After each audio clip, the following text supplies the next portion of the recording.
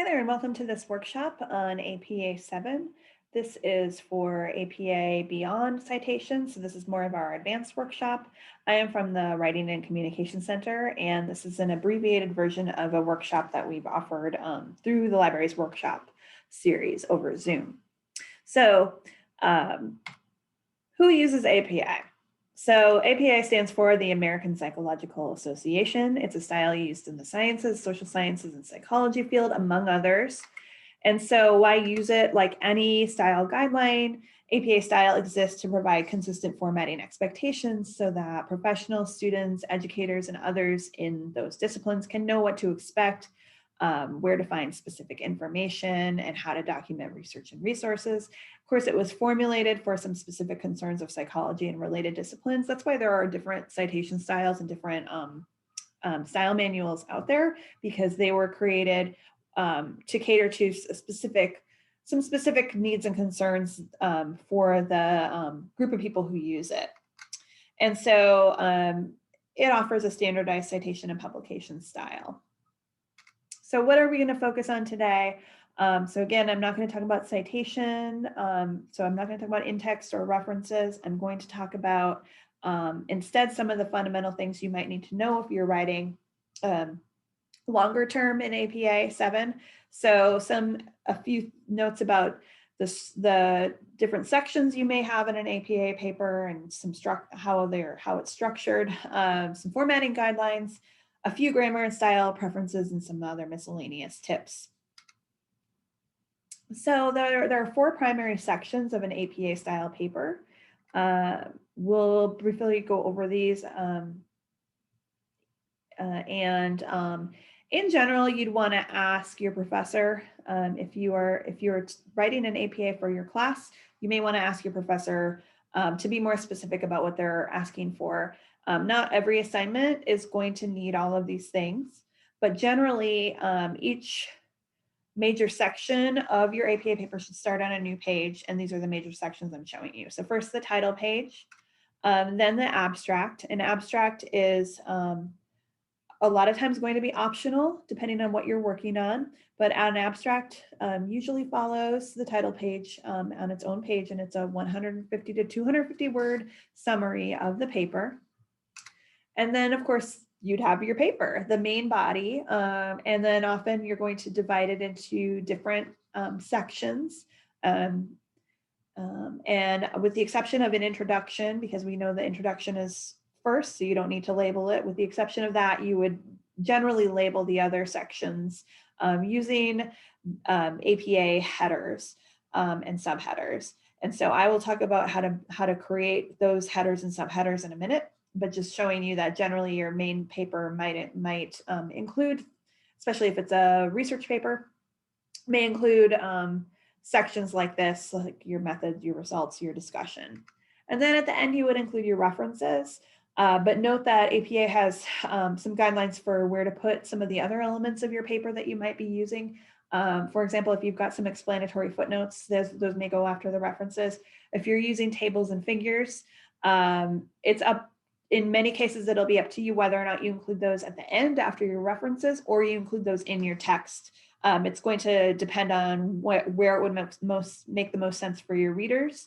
And also if you are putting together a manuscript that includes tables and figures to submit somewhere, you would want to check with the submission guidelines of what they recommend for tables and figures. And then appendices, if you've got some supplemental information that doesn't go in the main body of the paper, but would be helpful for your readers. For example, maybe you are writing up the results of a survey and your survey had 30 questions. You could include all of the survey questions as an appendix. So these are the primary sections of an APA style paper. Check the manual for more information about all of these, but I wanted to talk a little bit about title pages.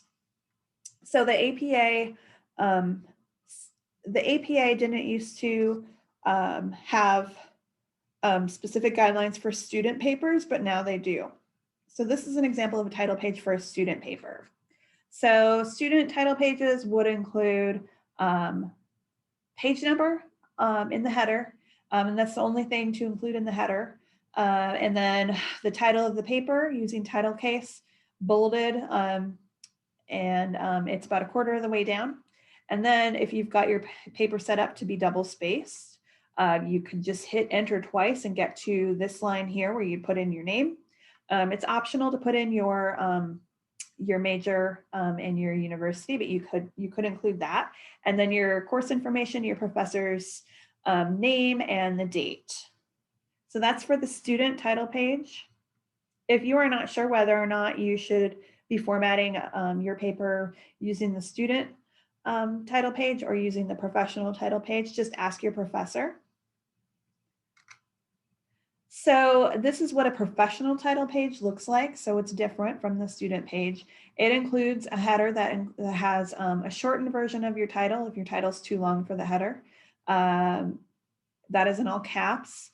Note that one of the changes between APA 6 and 7 is that you no longer have to have the words running head on the first page of your document. So that makes things a little bit simpler when you're setting up your document. So again, you would include the author's names and their affiliation, and then there's a space to put an author note in an APA professional paper. And there's more guidance for what to include or what kinds of things you can include in the APA manual or on Purdue OWL. So formatting guidelines, I wanted to provide you some other formatting tips for APA. So beyond the overall layout of the paper. So APA allows the use of several standard fonts. Keep in mind that there are different sizes recommended for different fonts because not all fonts are created using the same spacing. So also keep in mind that different fonts take up different page lengths. So try to use word count rather than number of pages when you're evaluating the length of what you are writing. So regardless of which font you use, stick with it throughout the paper. There may be some exceptions to this. Like if you're labeling figures, you may use a different font to label your figures.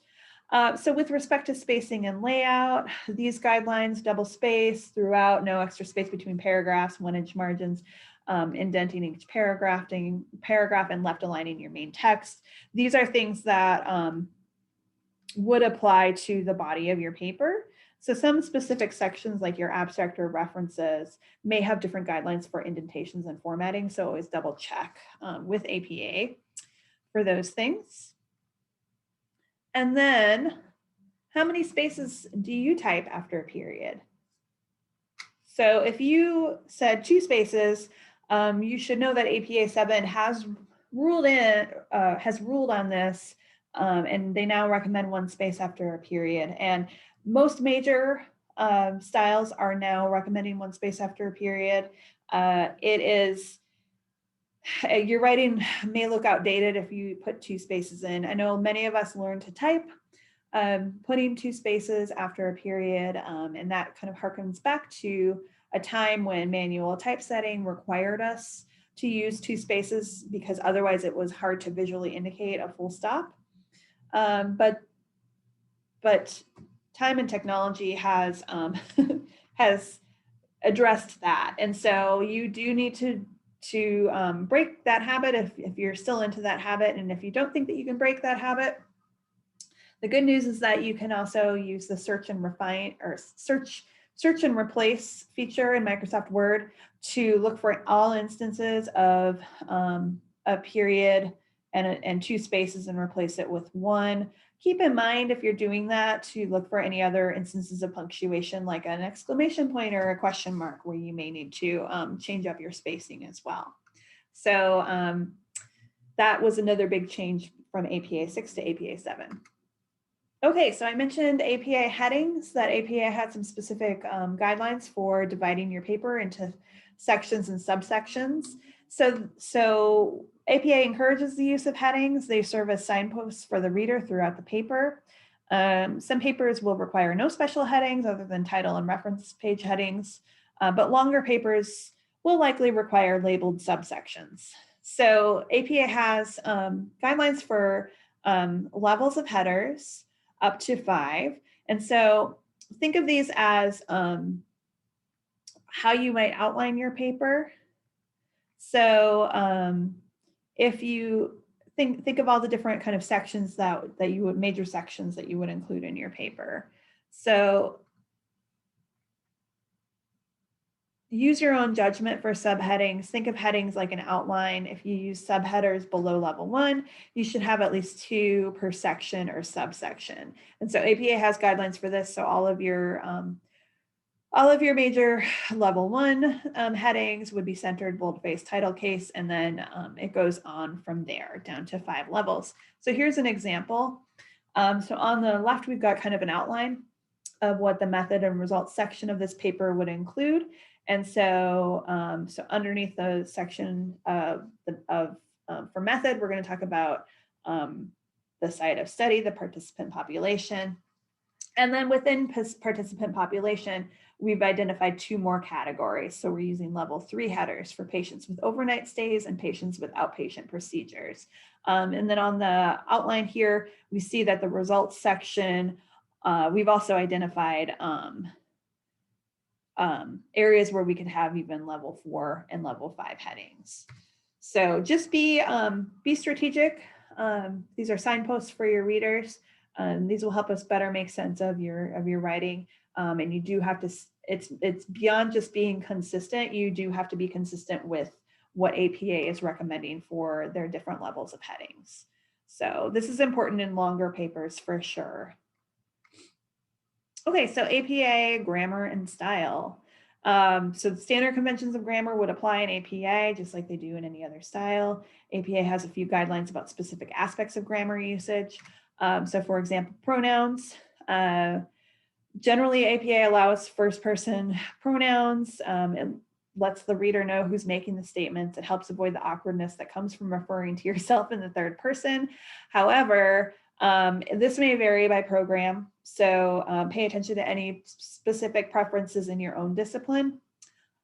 So use I and we if you're talking about research you conducted or research that you conducted with a group, you would use we. Avoid using we to signify like a universal we, because that sometimes incorrectly makes assumptions about your audience. So avoid we unless you are talking about a specific group that you belong to, rather than try to use it as a general pronoun. Singular they is appropriate and preferred in many cases. So you use singular they when the gender is unknown or when the person you're talking about prefers to use they as their pronoun. And avoid using things like he or she when the gender is unknown. They is actually preferred in that case. Verb tenses.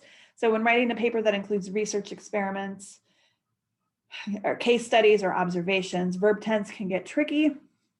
Most research papers will be in present or perfect tense. Stay consistent when discussing others' research. So this might be important in your lit review. Use past tense or present perfect tense. So they found or they have found. And then use past tense when reporting results of studies, whether they are your own or others. And then when discussing implications for your own or others' research, or when discussing the limitations, conclusions, or future direction of your research. So for example, in your discussion section, use present tense, like the findings indicate, the limitations include, future research should focus on. Okay, and then active versus passive voice. That's a big one that people ask about a lot. So what is passive voice? It is where the subject is acted upon by the verb. So for example, the ball was thrown by the child. A lot of times passive voice doesn't always specifically even include the actor. So just the ball was thrown. A good rule of thumb, if you're not sure whether or not you're writing in passive versus active, is to see if you can include the phrase by zombies at the end of the sentence. And if it makes sense grammatically, then that means you're writing in the passive voice. So in APA, it's not that passive voice isn't allowed. Both are acceptable, but you should use passive voice judiciously. Passive voice has is when a lot of times passive voice, the sentence leaves out who did a particular action, so it may be less dynamic or engaging reading. Active voice has a subject and an object. The construction outlines clearly who did what. So, so you can write with a lot more clarity sometimes when you are writing actively. So sometimes it might be appropriate to use passive voice when it's more relevant to focus on the recipient of the action versus who performed the action. So in the example over here, passive voice may be more useful to say if you need to emphasize how many people were infected with the virus versus who infected them. And then in the example over here, mistakes were made, obscures the actor. Maybe you need to obscure the actor, but the administration made mistakes. It's more clear who did what and who's responsible. So keep in mind, a lot of times this is related to style preferences, but it's good to be aware of your use of active versus passive voice. I'm not going to go over these in detail, but APA does have some specific rules for when to express numbers as numerals. So for example, in the numbers 10 and above, if you are talking about a unit of measurement and the number immediately precedes it, so like 5 milligram dose, etc. If you are writing out a mathematical or statistical functions, fractional or decimal quantities, percentages, ratios, etc., you would use numerals, and then numbers that represent time, dates, ages, sums of money, etc. And then when to spell them out, generally zero, if you would spell out numbers 0 through 9, or when a number begins a sentence, title, or heading. APA might recommend you rewriting the title to avoid having the number at the beginning of the title, but you may not be able to avoid that. And then maybe common fractions or universally accepted usage. Okay, so resources, obviously I can't send you the links, but I am a fan of the APA style blog.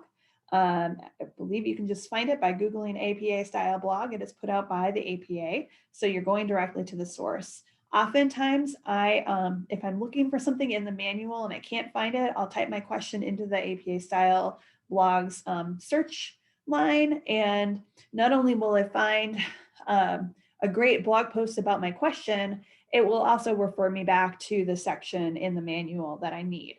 So a lot of times I can't believe I missed it in the manual after I find it. And then the old standby, Purdue OWL, Purdue's online writing lab. They've been up to date for APA 7 pretty much since it came out. So that's also a good resource to check. Thanks so much. If you need more assistance or another set of eyes on your assignment, also consider visiting the Writing and Communication Center's website to schedule an appointment, because we can help you with all things writing related. And so that might include making sense of APA. So thanks so much.